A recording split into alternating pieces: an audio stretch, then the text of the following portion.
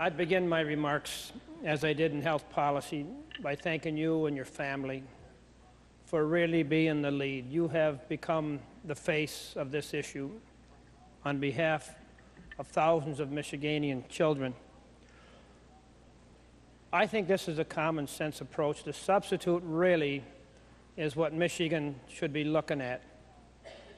We've heard speeches all across this state saying that even though Michigan is represented by two peninsulas, we are one state. I think that's a reflection that we can put on our children that have mental impairments. I'd particularly like to thank the chairperson. I know the good senator was inundated with requests.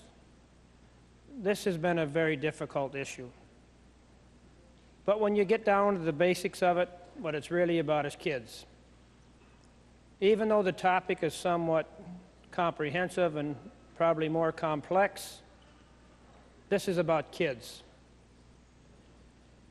Never should anyone in our position utilize their office to deny a young person any amenities that may further enhance their life. I don't know how we can look in the tens of thousands of kids with mental impairment and say, I'm sorry. If you had autism, we would give you consideration. Because you have something besides autism, we can't afford you full measure. This is really a testimony about our state. The good senator mentioned that there's 43 states that have mental health parity, some form of mental health parity. Today, Mr. Lieutenant Governor, you're the face of this autism effort because you were bold enough, really courageous enough to put your family issues before 10 million Michiganians. I think all of us should be the face of impaired children.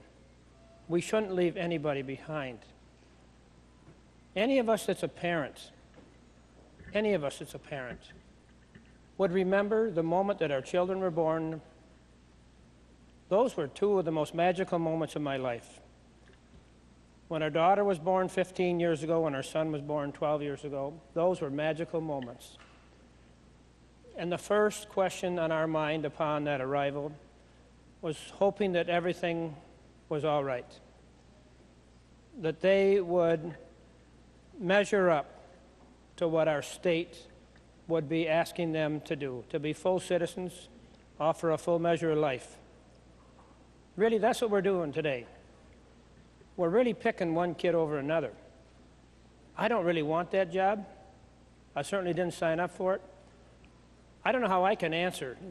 After we vote today, I don't know how I can go forward and say to those in my district, at any point in my state, that I'm sorry. I know your child has mental impairment, but we just didn't do it. That's a pretty big we just didn't do.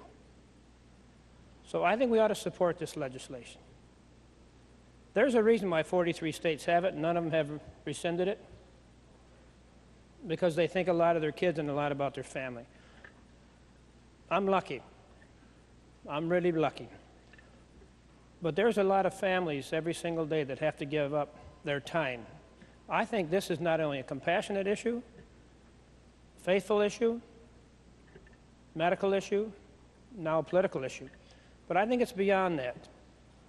Too many mothers and fathers have to decide every single day they get up whether they're going to stay home and take care of that child or go to work. If your concern is about economics, if your concern is about whether we can pay for that, if your concern is whether we can measure up with the revenues required, how do you measure the tens of thousands of families across this state that don't go to work because they choose to do the right thing, to stay home with their child, so they don't go to work and they don't pay income tax and they maybe don't pay more property taxes because they're on a limited budget? So let's all of us, let's 38 senators, join the Lieutenant Governor and put our face on this face for mental health parity. Let's not leave anybody behind. We shouldn't. We shouldn't. Every day we begin this session here with an invocation telling us to have the courage to make the right decision, that we bend to his wisdom and not our political purposes. Every single day we begin our session So let's do the right thing. Let's support this substitute. Thank you, Mr. Lieutenant Governor. And I do personally, and as an office holder, owe you a great deal of debt for offering us this chance today. Thank you, Mr. Lieutenant Governor.